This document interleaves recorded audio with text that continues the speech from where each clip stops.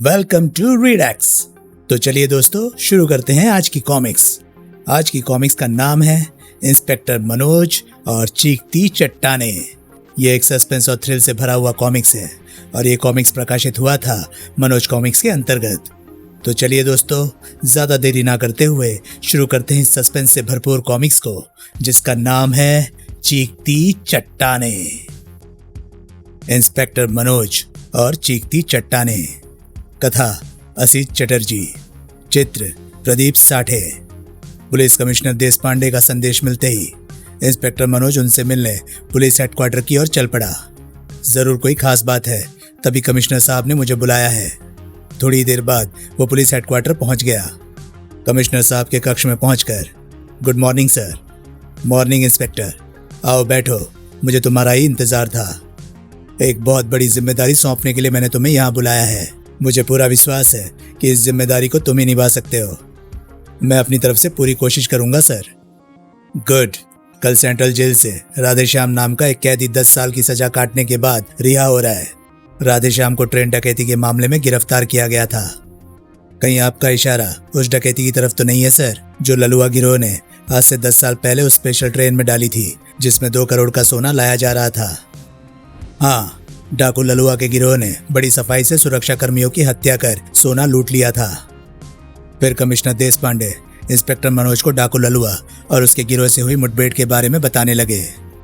किसी अज्ञात व्यक्ति द्वारा समय पर सूचना मिलते ही मैं सशस्त्र दल सहित घटनास्थल की ओर रवाना हो गया था। लेकिन जब मैं घटनास्थल पर पहुंचा तो मैंने डाकू दल को पहाड़ी की ओर भागते देखा। पीछा करो। Yes sir.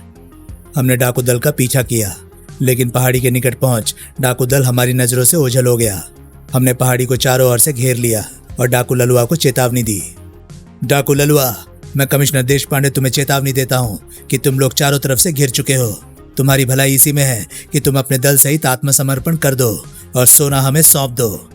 लेकिन तभी धाएं धाएं, टेक द पोजीशन और फिर फायर। मेरे आदेश देते ही पुलिस दल ने डाकुओं पर हमला बोल दिया। आधे घंटे की इस मुठभेड़ में ललुआ डाकू और उसके गिरोह के सारे आदमी मारे गए। पुलिस के कुछ जवान भी काम आए, लेकिन उस समय मेरे आश्चर्य की सीमा ना रही जब इंस्पेक्टर चौहान ने मुझे बताया, सर हमने पहाड़ी का चप्पा चप्पा छान मारा लेकिन सोना बरामद नहीं हुआ। व्हाट? तो फिर सोना कहाँ गया? अच्छी तरह ढूंढो, सोना यहीं कहीं होना चाहिए। लेकिन हमारी मेहनत बेकार सिद्ध हुई। हम सोना बरामद ना कर सके। 10 दिन गुजर गए। पुलिस परेशान थी, मैं हैरान था। समझ में नहीं आता आखिर सोना कहाँ गायब हो गया। डाकू दल का एक भी आदमी जिंदा नहीं बचा।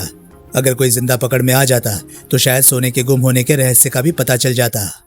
तभी इंस्पेक्टर चौहान ने आकर मुझे सूचना दी, सर एक मुखबिर ने खबर दी है कि डाकू ललुआ का एक खास साथी राधे जिंदा है। शायद वो सोने का कोई सुराग दे सकता है। तो फिर देर क्यों, फौरन राधे को दबोच लो। हमें हर हाल में सोने को ढूंढ निकालना है। और मुखबिर की निशानदेही पर इंस्पेक्टर चौहान ने राधेश्याम को गिरफ्तार कर कड़ाई से पूछताछ की। लेकिन मैं कितनी बार कह चुका हूं इंस्पेक्टर कि मैं डकैती में शामिल नहीं था। मुझे सोने के बारे में कुछ नहीं मालूम। हमें बेवकूफ बनाने की कोशिश मत कर हरामजादे। बता सोना कहाँ है? मैं सच कह रहा हूं, मुझे कुछ नहीं मालूम। ये ऐसे नहीं बताएगा चौहान, इसकी जरा अच्छी तरह खातिरदारी करो। Yes sir. और फिर बोल हरामजादे, वरना हड्डी पसली तोड़ डालूंगा। तुम चाहे मेरी जान ले लो इंस्पेक्टर, लेकिन मेरा बयान तब भी यही होगा कि मैं सोने के बारे में कुछ नहीं जानता। और काफी टॉर्चर करने के बाद भी हम राधेश्याम से सोने के बारे में कुछ नहीं उगलवा सके। ओह, राधेश्याम को 10 साल की सजा हो गई। कल वो कैद से रिहा हो रहा है और आपको शक है कि जेल से आजाद होने के बाद वो उस सोने को हासिल करने की कोशिश करेगा। हाँ, अगर मेरा शक सही है तो वह ऐसा ही करेगा। इसलिए मैं चाहता हूँ कि तुम राधे पर कड़ी नजर रखो और सरकारी सोना बरामद करवा कर डिपार्टमेंट पर लगे बदनामी के दाग को मिटा दो। आप निश्चिंत रहिए सर, अगर राधे सच में सोने के बारे में कुछ जानता है तो वो इस जानकारी का फायदा नहीं उठा पाएगा। मैं वादा करता हूँ सरकारी सोना बहुत जल्द सरकारी खजाने में पहुंचा दिया जाएगा। गुड लक इंस्पेक्टर, मुझे तुम्हारी काबिलियत पर पूरा भरोसा है। Thank you sir. और फिर कमिश्नर साहब से विदा ले लौटते हुए इंस्पेक्टर मनोज सोचने लगा, मुझे पहले उस आदमी का पता लगाना चाहिए जिसने ट्रेन डकैती की सूचना पुलिस को दी थी। वो आदमी इस डकैती के केस की महत्वपूर्ण कड़ी है।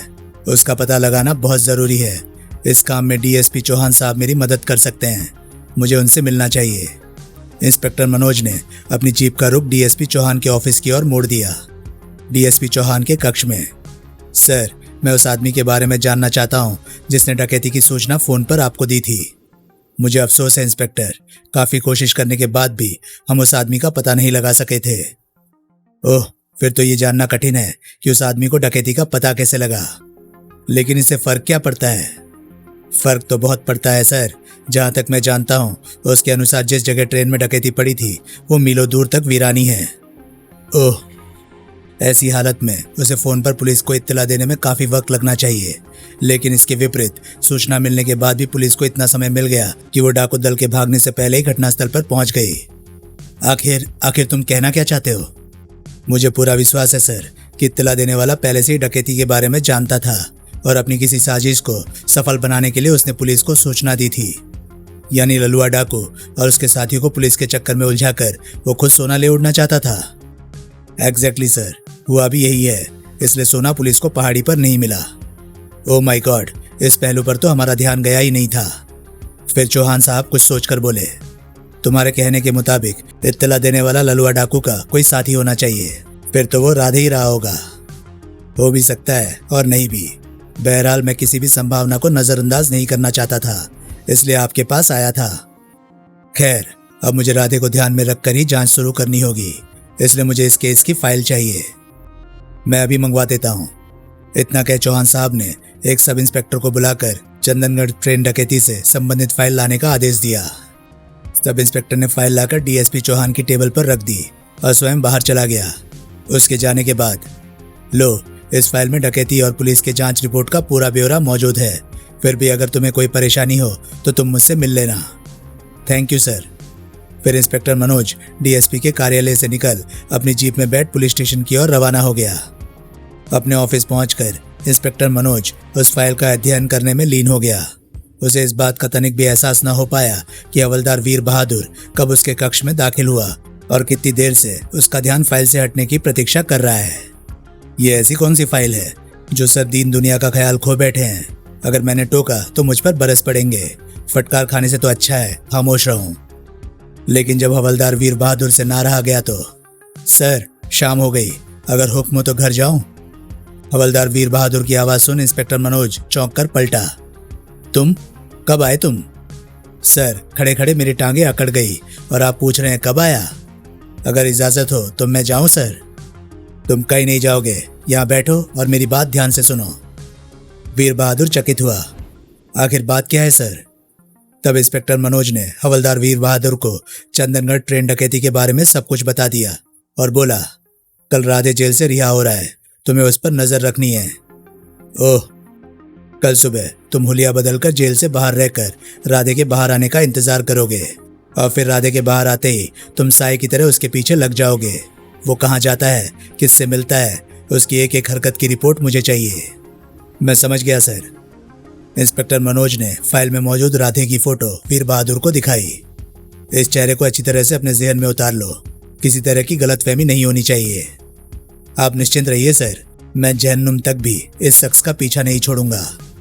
अगले दिन हवलदार वीर बहादुर कैदियों की रिहाई के वक्त से बहुत पहले फकीर का भेष बनाकर जेल के सामने पहुंच गया और अपनी काबिलियत के मुताबिक वो फकीर होने की जबरदस्त अभिनय करने लगा। पापी पेट का सवाल है बाबू, अल्लाह के नाम पर कुछ दे दे।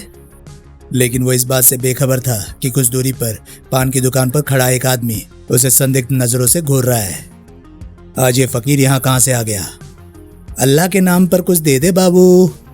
तभी उस आदमी के मस्तिष्क में एक विचार कौंध गया, कहीं ये आदमी पुलिस का तो नहीं है?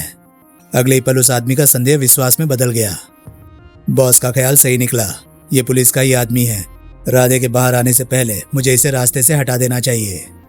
और फिर बहुत होशियार बनते हो साले, सारी होशियारी धरी की धरी रह जाएगी।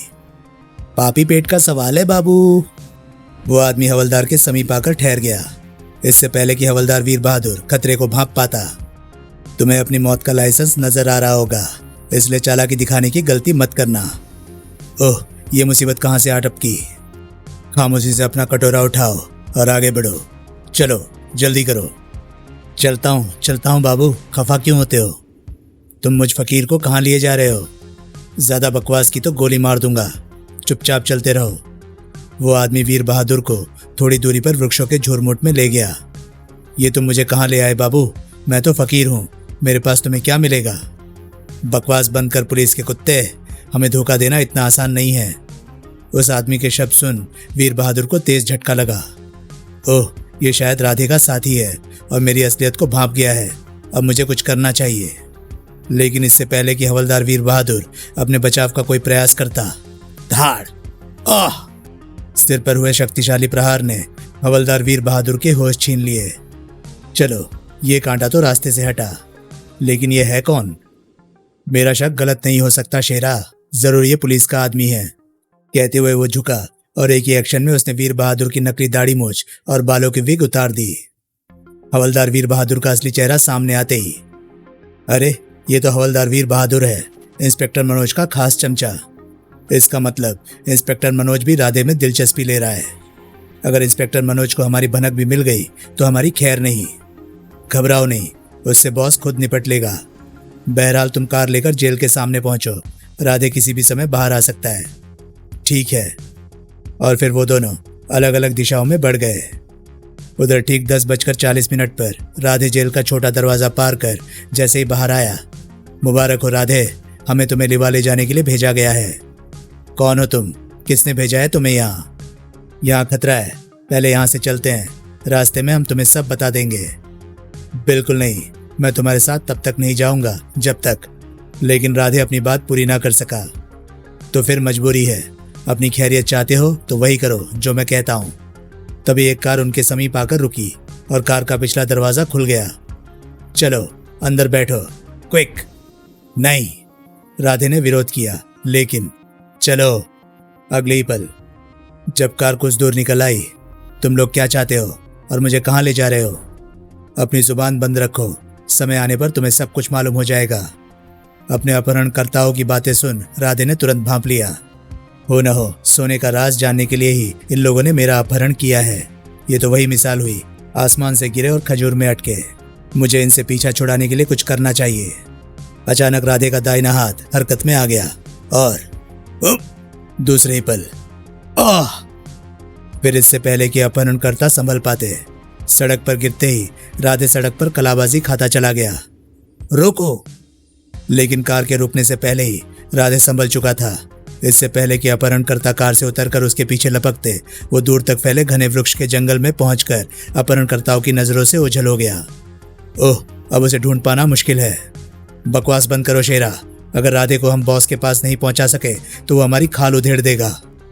चलो तुम उधर से जाओ, मैं इधर से जाता हूँ, वो किसी भी हालत में बचकर ना भागने पाए। ओके नायक। फिर दोनों अलग अलग दिशाओं में वन में दाखिल हो गए, लेकिन काफी भागदौड़ के बाद भी राधे उनके हाथ नहीं लगा। अब क्या होगा? कुछ भी हो, बॉस को खबर तो करनी ही होगी। चलो चलते हैं।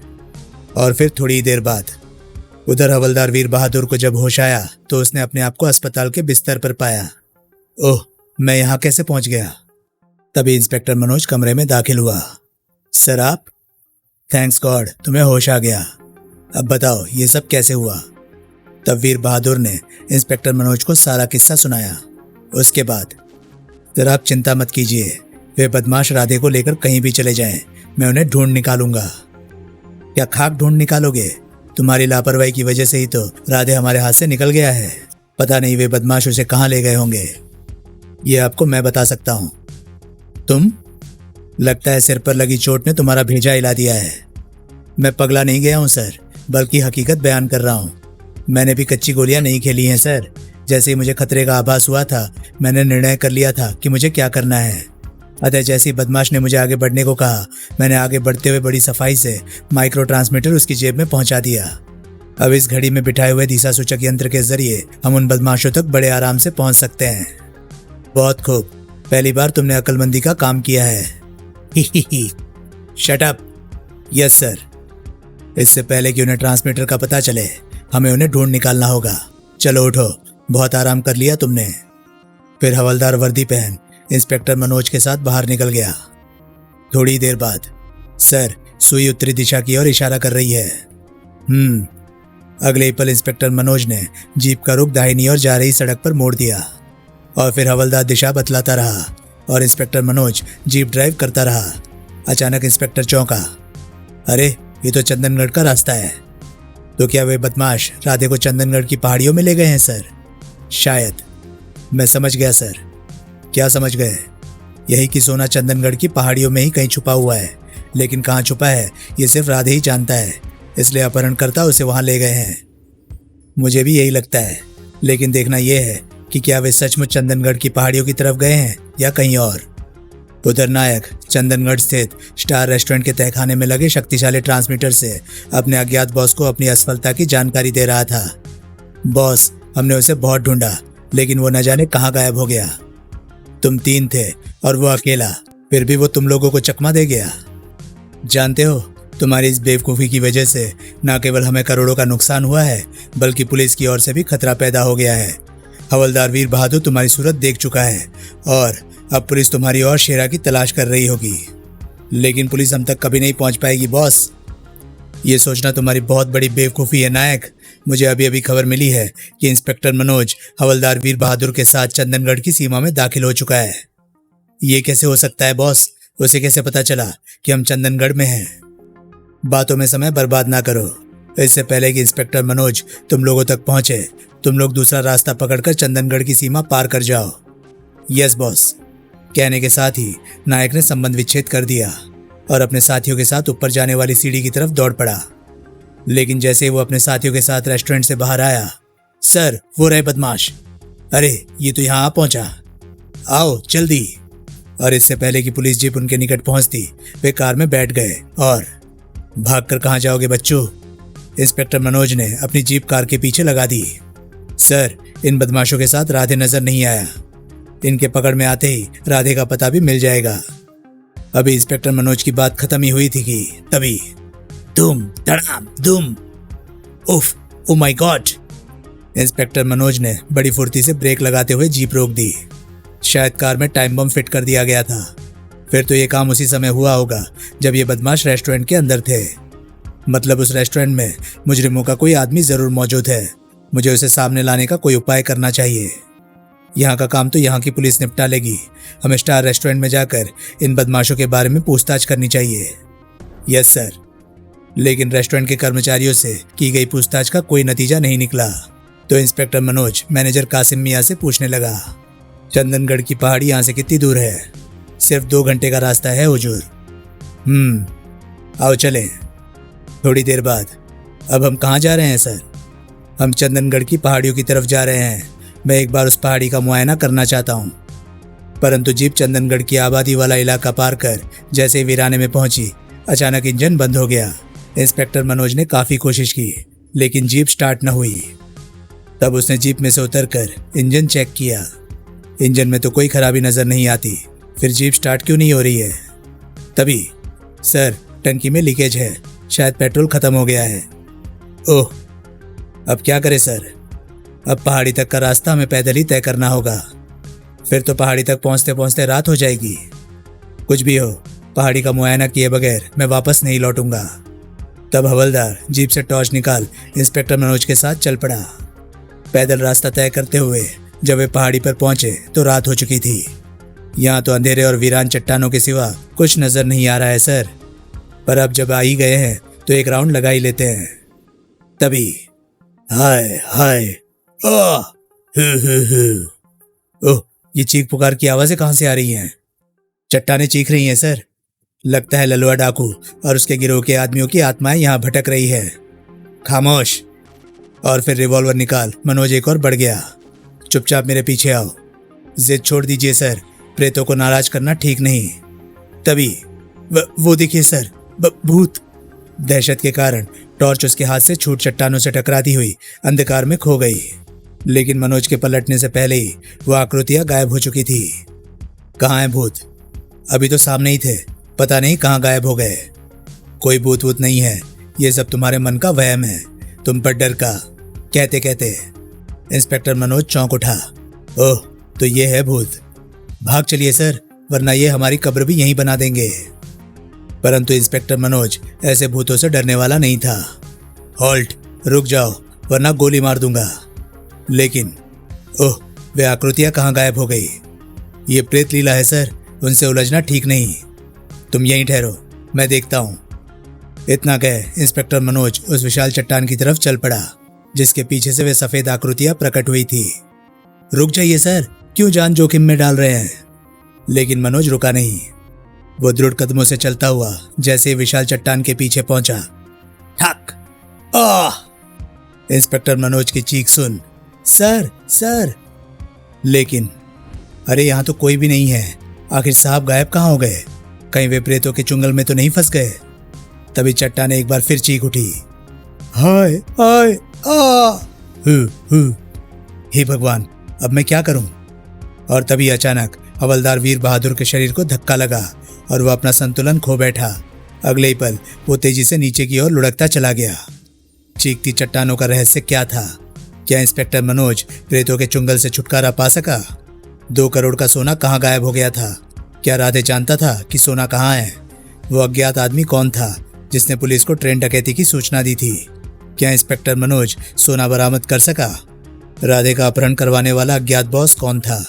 इन अनगिनत सवालों के जवाब जानने के लिए रहस्य, रोमांच और इन्वेस्टिगेशन से भरपूर चित्रकथा पढ़ें इंस्पेक्टर मनोज और पैगाम एक लाश का। तो दोस्तों, ये कहानी थी कॉमिक्स इंस्पेक्टर मनोज और चीखती चट्टाने का। ये कॉमिक्स आपको कैसी लगी? प्लीज़ कमेंट सेक्शन में अपनी राय मुझे ज़रूर बताएं। और हाँ, अगर आपको वीडियोस पसंद आ रहे हैं तो प्लीज़ उन्हें लाइक करें और शेयर करें और साथ ही साथ चैनल को सब्सक्राइब करें, क्योंकि मैं ऐसे कंटेंट लाता रहता हूँ। तो चलिए दोस्तों, मैं मिलता हूँ अब आपसे अगली वीडियो में। तब तक के लिए नमस्कार, गुड बाय। सेफ रहिए, खुश रहिए, मज़े करिए।